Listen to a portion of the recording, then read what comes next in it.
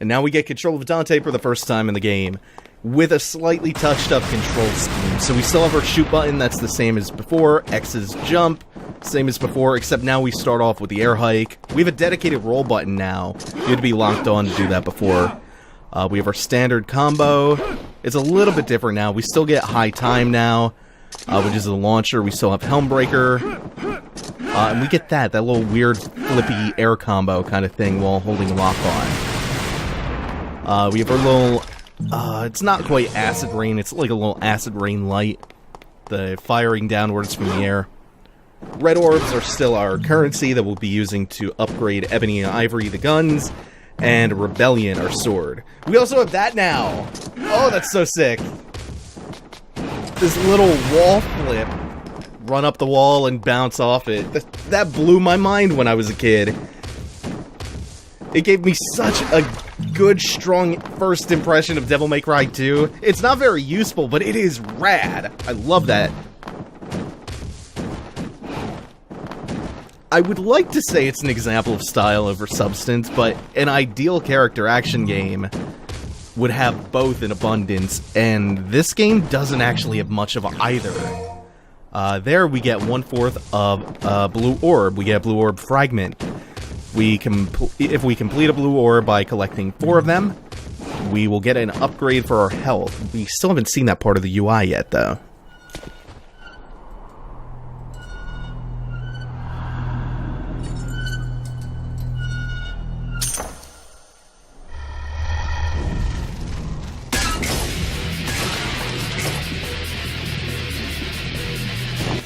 These are going to be some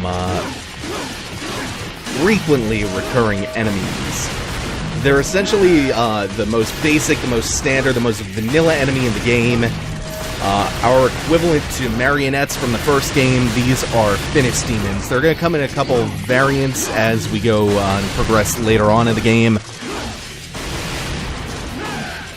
But they're there to just give you a little preview of the UI, of what your combos look like, what your options are, and the style ranking system, all of which I'll get into in more depth later on.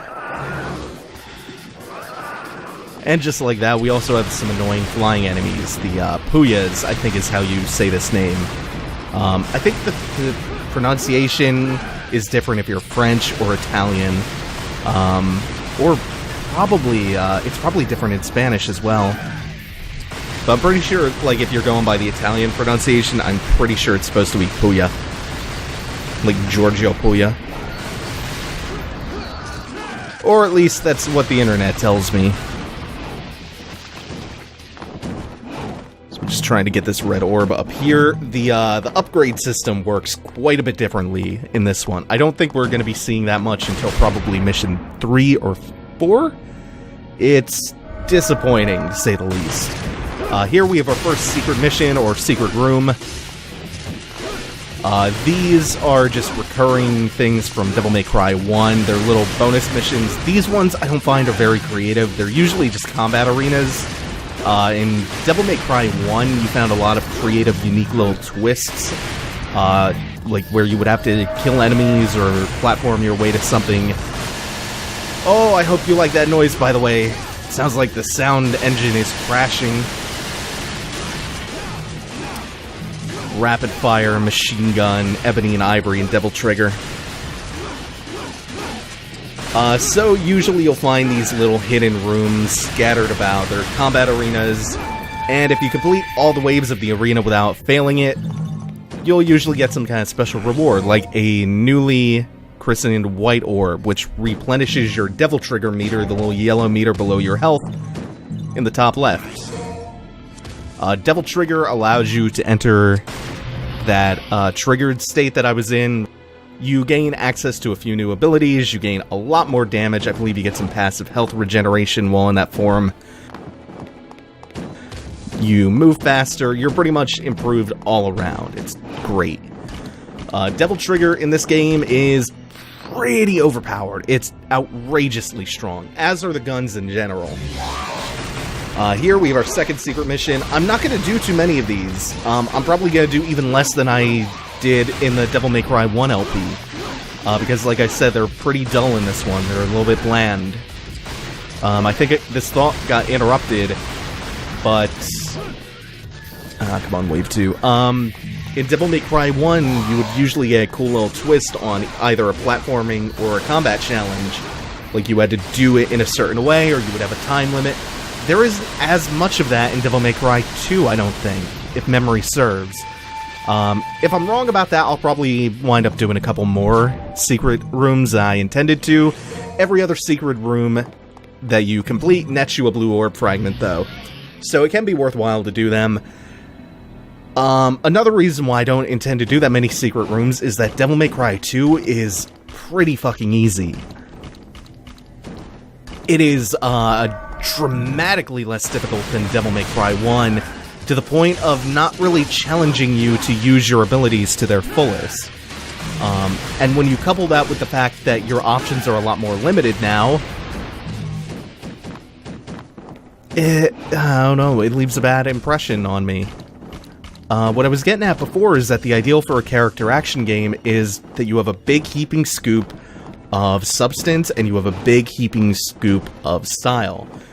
And usually it's that the substance will usually lead to the style. Devil May Cry 3 and 4 and Bayonetta and a handful of other really good character action games come to mind, but just to keep it within this very close family of games, Devil May Cry and Bayonetta, that you're probably most familiar with if you've been following the channel, the combat has to be flexible enough for you to get really flashy and do some really cool stuff.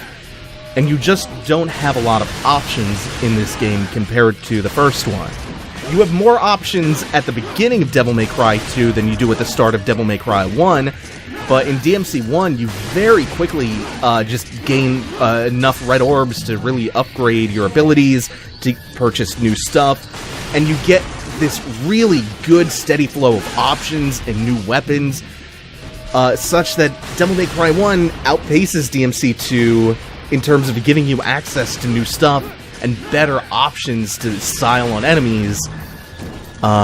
It outpaces DMC 2 really quickly. It even has more interesting enemy types, in my opinion. Here, you just get front-loaded with some really nice returning stuff from Devil May Cry 1, the air hike, the stinger, the high time. All really essential upgrades from DMC 1 that return right off the bat. You don't have to purchase them anymore. But you also don't unlock much more. What we have right now is really what we're going to be using for the majority of the game. And combo-wise, there's some flexibility here. The system is open a little bit, but it's just... it's mashy by comparison. There's less reason and less ability to style. You could get a preview of it here. You don't actually purchase new moves for your weapons, you just upgrade the weapons themselves. Which isn't very satisfying, as we'll come to see in a little bit.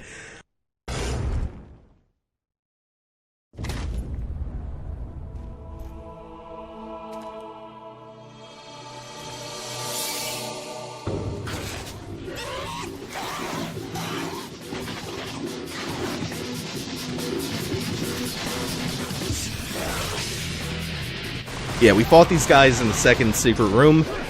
These guys are called Mishras. They're rather aggressive, tiny-looking, almost small lichen kind of enemies.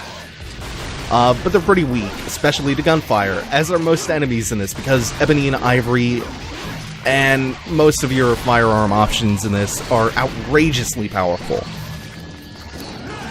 I was trying to get some nice wall-running Helmbreaker combos going. Try to use that where I can. I'll try to do my best to vary things up here. The air combo kind of gets me. Not a big fan of that. If it was a nice, quick sword combo, it would be something else, but it's this weird flippy, kicky thing you do in the air. Just somersaults and weird shit.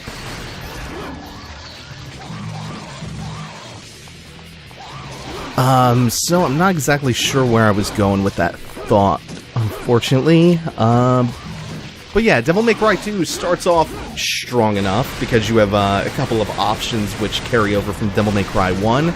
It's just that you don't get much more throughout the game. which means that the variety that you can have in your gameplay is pretty limited. As such, the ability to just style on enemies and to really break the system open, it's really diminished compared to pretty much any other Devil May Cry game. Literally any of them. Devil May Cry 1 has a more flexible combat system that's a lot more satisfying and full of variety, and there's not even a comparison to be made between this Devil May Cry 1 and then later on DMC 3 and 4, where it's just options all the time, where you're overloaded with advanced techniques and exploits that the community has found a way to work into, like, really advanced stuff, and just moves and weapons. It can be overwhelming for a lot of people, Devil May Cry 3 and 4. And then, to a lesser extent, you also have DMC Devil May Cry, which gives you a lot more options than Devil May Cry 2 and 1, but way less than 3 and 4. But what I'm getting at is your options in 2 are pretty limited by comparison to any of the other games of the series. Which there are ways to make up for that, but Devil May Cry 2 doesn't actually do that. And I'm getting torn apart by this dude, who hit me a bunch of times and didn't do all that much damage to me.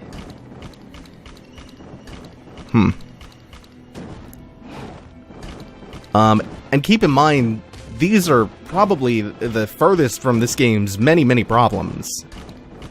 This game has much bigger problems than what I'm talking about now. These are pie-in-the-sky problems, compared to kind of the just very basic stuff wrong with some of the later missions.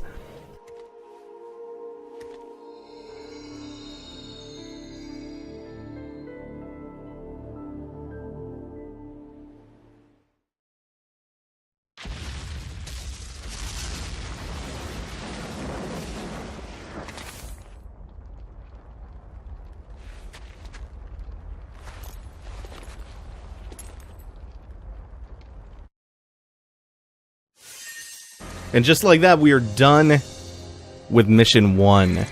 And we're actually going to be ending the episode here. We'll dive a little bit deeper into Devil May Cry 2 next time. Thanks for watching, everyone. Take it easy. Have a good one.